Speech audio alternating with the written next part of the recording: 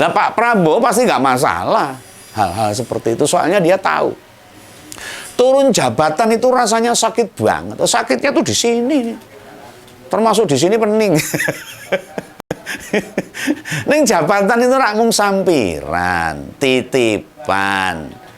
Bareng Gusti Allah titip dijaluk ora itu nggak bisa seperti itu. Amanah yang memang bila waktunya dikembalikan ya kudu dibalekke, diserahkan sing duwe itu. Nek kita dipinjami barang waktunya dikembalikan, tapi bablas itu namanya ya dablek itu.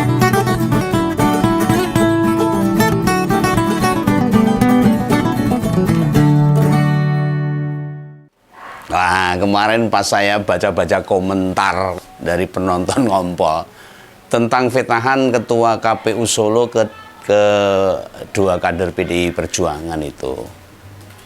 Saya nyari-nyari info tambahan itu. Nyari-nyari info tambahan untuk melengkap.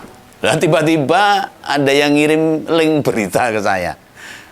Jika presiden kemungkinan tidak hadir dalam pelantikan presiden yang baru tanggal 20 Oktober yang akan datang. Wah, ini Om Begawan jadi kaget ini. Loh, kok iso ngono? Lah pas tak coba cari-cari berita yang lain di media mainstream yang lain, rupanya emang beneran. Ini bener ini Pak Jokowi nggak mau datang pelantikan serah terima jabatan presiden yang baru. Nah, ternyata juga banyak yang menurunkan berita itu. Misalnya kayak kompas.com, cnnindonesia.com juga menurunkan berita bahwa presiden nggak akan datang. Nah, itu Tempo juga itu tempo.co rrmoe.id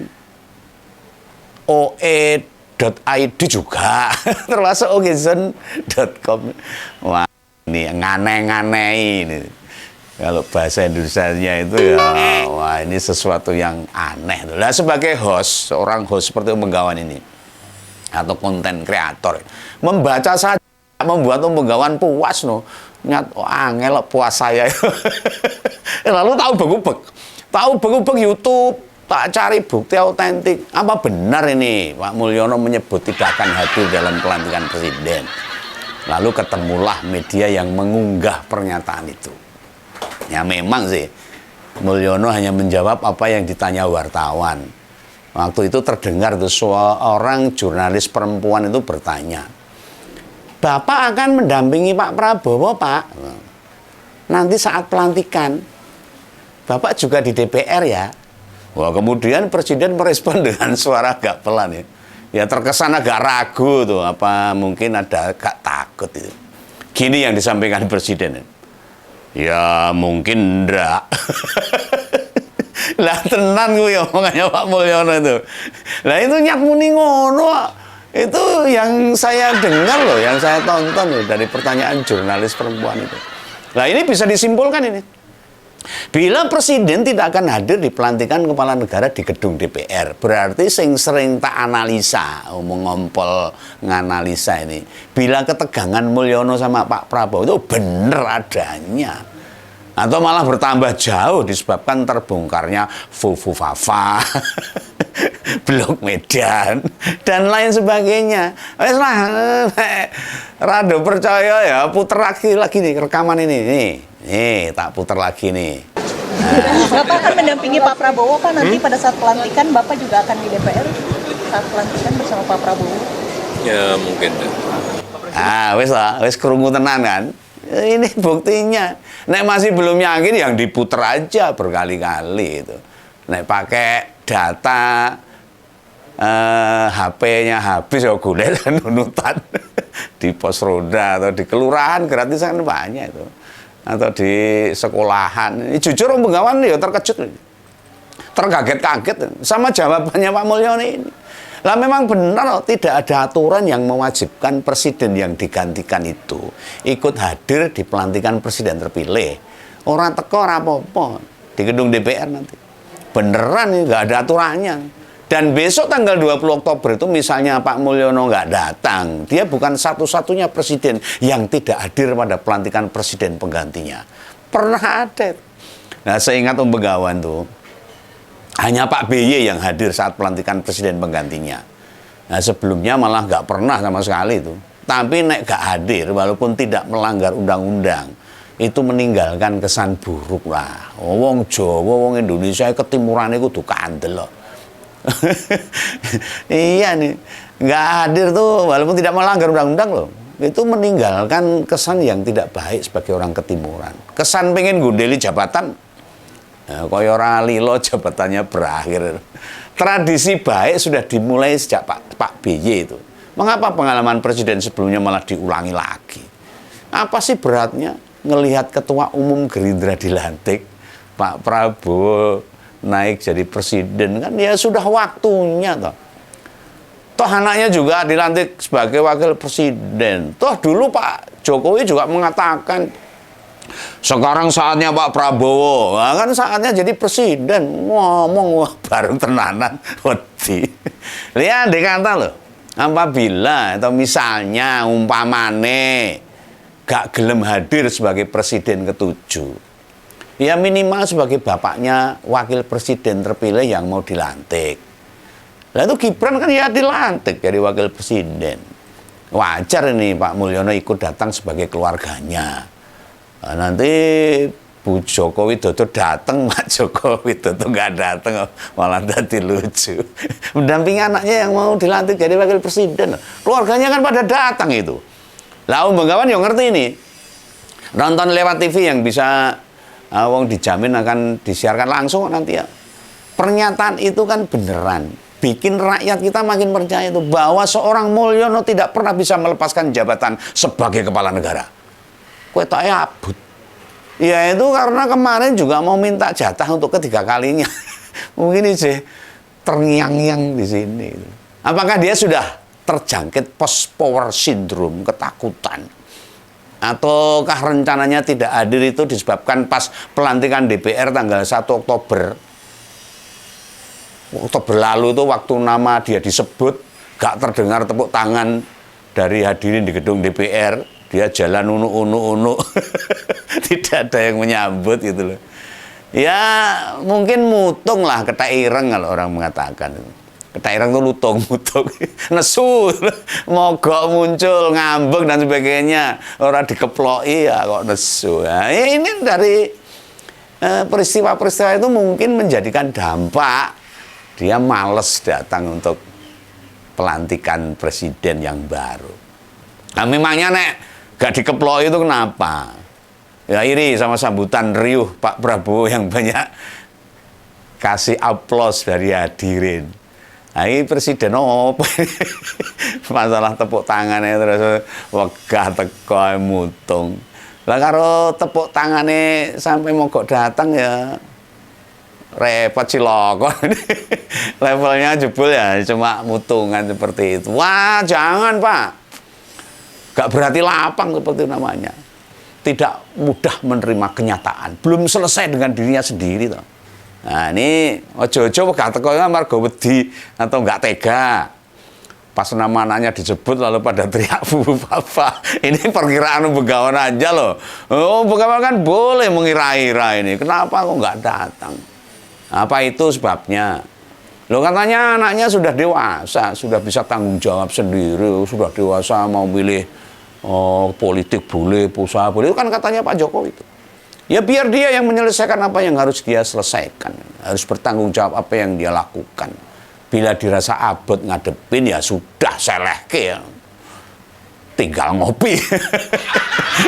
Apalagi ada yang sedang menggugat di PT UN tanggal 10 besok pagi ini. Moga-moga hasilnya yang memuaskan bagi rakyat, bukan memuaskan bagi pejabat. Nah, soal keabsahan Gibran sebagai wakil presiden, bila gugatannya dikabulkan oleh pengadilan, ya batalah pelantikan jadi orang kedua Indonesia. Bisa merunyam ini. Ya oke lah, kita tidak sedang ngebahas Gibran. Kita pertajam lagi tentang rencana Pak Jokowi nggak hadir pas pelantikan. Nah ini sisan ini masyarakat biar paham. Nah kata-kata usai dia mengatakan ya mungkin enggak itu kata Pak Jokowi itu viral di mana-mana. Semua media mainstream mengunggah ungkapan ucapan Pak Jokowi itu. Intinya presiden dipastikan hadiri pelantikan Presiden ke-8. Kenapa? Istana melalui Pratikno ngasih infonya berbeda. Pak Pratikno mengatakan, Pak Presiden pasti deal fit. Dia akan datang dalam pelantikan Presiden ke-8. Ini piye jadi ini jangan-jangan ada sesuatu skenario ini. Pak Presiden bilang enggak, Pak Pratikno bilang iya. Nah, itu yang dipercaya yang mana? Atau nanti akan membuat sebuah kejutan. Oh, rakyatnya dibuat kejut-kejut, semaput nanti. Lah padahal waktu Presiden ketemu jurnalis usai acara Bank BUMN itu, Begawan gak ngelihat itu Pak Pratikno di situ. Yang ada itu malah Pak Erlangga. Pak Enggar Tiarso Lukito, Menteri Perdagangan itu. Dan Pak Erick Thohir, Menteri BUMN. Ada Pak Menkominfo Budiari yang mantan Ketua Projo. Termasuk Bu Sri Mulyani Indrawati, Ketua Menteri Keuangan. Lah Pak Pratikno itu nggak ada. Lah kok malah bisa melakukan klarifikasi? Ini ngarang ngomong karepe dhewe ini. Lah wong jelas-jelas Presiden ngasih jawaban begitu kok, nggak mau datang, nggak bisa datang, mau pulang ke Solo. Kok Pak Pratikno bisa mengklarifikasi pasti datang. Kan tadi sudah tak putar itu di rekaman itu. Apakah perkataan Pak Mulyono itu membuktikan bila ada pertentangan tajam antara Pak Mulyono sama penggantinya? Wah, ini kan analisa Begawan kan boleh. Nah, malam harinya tiba-tiba bertemu itu 4 mata ini. Presiden ke-7 sama Presiden ke-8. Yang 10 hari lagi akan dilantik menggantikan dia. Mereka ngobrol berdua 2 jam sembari makan malam di Senayan. Wah, tentu dudu neng lapangan GBK loh. Orang yang tengah lapangan kayak film idul anak sekolahan itu bukan. Ya di restoran lah, di pelataran GBK itu. Nah, kok bisa begitu? Nah, pagi berencana gak hadir di pelantikan ngomongnya. Malam ketemu sama orangnya. Yang saat dilantik tapi dihindari Mulyono itu. Nah, dalam tradisi Jawa ini, karena Begawan ini wong Jawa ini, itu belas rangajeni kalau cara-cara seperti itu. Tidak menghargai. Bahkan pertemuan malam tadi seolah-olah melecehkan bila nggak mau datang. Mbok sudah. Kapan hari pas ketemu tinggal bilang. Ngomongnya kan gampang. Ewo, sesuk nek awakmu dilantik. Sorry banget ya. Aku rasa teko itu. Kan penak gitu. Alasannya so macem-macem lah. Ya mungkin jagong atau tilik bayi. Nekani sunatan tanggane apa rapat RT. No, gampang itu ngomongnya itu. Tapi dengan cara-cara seperti itu. Terus paginya bilang nggak bisa, malamnya ketemu. Nggak tahu apa yang diomongkan itu saru lah. Nah Pak Prabowo pasti nggak masalah. Hal-hal seperti itu. Soalnya dia tahu. Turun jabatan itu rasanya sakit banget. Sakitnya tuh di sini. Termasuk di sini pening. Ning jabatan itu rak mung sampiran, titipan. Bareng Gusti Allah titip dijaluk ora itu. Itu nggak bisa seperti itu. Amanah yang memang bila waktunya dikembalikan ya kudu dibalekke. Diserahkan sing duwe itu. Nek kita dipinjami barang waktunya dikembalikan, tapi bablas itu namanya ya dablek itu. Belandangge kalau orang Jawa mengatakan atau nilep. Nah, apakah pertemuan malam tadi di Senayan untuk menjelaskan ramainya kabar bila Mulyono memang berniat gak datang? Ya cuma pas makan malam itu, kemana itu Gibran? Harusnya kan berpasang-pasangan itu presiden sama wakilnya. Oh mesti kok renek itu ngilang. Oposisi namanya mamit dari Gibran juga pas pelantikan ya sisa izin nggak dateng. Tinimbang teko dibengoki ya. Fufu apa malah runyam. Nah, ini Begawan ini jadi mumet itu kalau membicarakan masalah presiden dan wakil presiden. Nah, ataukah justru Mulyono lagi menjelaskan ini? Pernyataannya mungkin nggak hadir, mungkin loh. Itu hanya sebatas gimmick karena ada kata-kata mungkin. Ngeprank itu. Dan itu yang di-prank itu 280 juta rakyat Indonesia loh, bukan hanya Begawan yang nggak konten tak loh. Iya itu, ibaratnya mau dolanan toh. Ini masalah bangsa, masalah negara, Wong guyon tok. Lah piye Begawan gak mikir begitu. Nah presiden dhewe lho sing ngomong nek mungkin ndak. Deal ini ndak nih. Maksudnya ndak hadir ini. Lah kok Mensesnek nyusul informasi yang bertentangan dengan kata-kata yang diungkapkan oleh presiden. Aneh toh. Makin tambah aneh ini. Ya acara malam itu gak ngundang wartawan, melainkan disebar oleh istana beritanya itu. Itu bisa tak nilai itu. Memang sedang ada konfrontasi, ketegangan, lagi ra cocok, lagi ra match. Bila lagi sayang-sayangnya, pasti barengan nemui wartawan. Lah gentian bicara tanpa beban. Ya beginilah kualitas sesungguhnya Pak Jokowi ini yang dalam banyak aspek. Satu persatu topengnya mulai terbuka. Hasrat berkuasanya sing isih dhuwur banget. Mencit itu kasihan. Hasrat berkuasanya itu ya tidak boleh dihentikan. Lah seolah-olah Pak Mulyono itu kayak denial. Jabatan bakal berakhir. Apakah ini akhir masa jabatan yang kita lihat sebagai sebuah tragedi? Ya entahlah. Ya kelak kita akan tahulah pada tanggal 20 Oktober dan sesudahnya. Oh ya ini, pas menjelaskan ke wartawan pagi kemarin tuh Pak Mulyono janjani bilang gini. Ya nanti sore segera pulang ke Solo mau tidur. ini namen ini ending lah ngomongnya. Lah tak jamin sore tidur itu tidak dilakukan dalam hidup Pak Mulyono minimal 20 tahun terakhir ini loh. Belum pernah saya dengar berita Pak Mulyono tidur sore-sorean itu. Apalagi pas maghrib itu saru orang Jawa itu. Dan dalam ajaran agama Islam tidur sore tidak dianjurkan. Apalagi di budaya Jawa. Ya nggak jauh berbeda. Rapanter sore-sore gue turu tuh. Lah mengapa begitu? Karena sore itu masa peralihan dari terang ke gelap. Waktu ibadah yang pendek dari asar ke maghrib.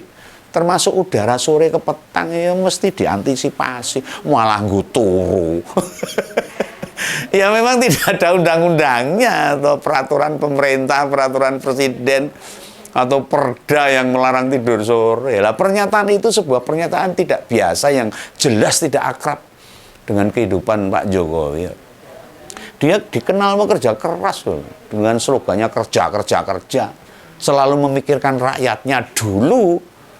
Apakah tidak ada lagi relawan yang menyambutnya sehingga pulang ke Sumber, Solo, Jawa Tengah? Kayak langsung mie cucu, bubuk. Lapa dia sedang merajuk, aleman itu, minta diperhatikan orang-orang dekatnya. Lah emang wis gak ada sih yang mendukung dia lagi. Mulai menjauh. Sing ngenes itulah nasibnya. Atau Pak Mulyono sedang memainkan gimmick baru. Begawan juga nggak tahu. Ya kita tunggu saja. Gitu ya. Salam Begawan. Sampai ketemu dan nanti kita kupas lebih tajam di Ngompol Opini Politik. Dadah.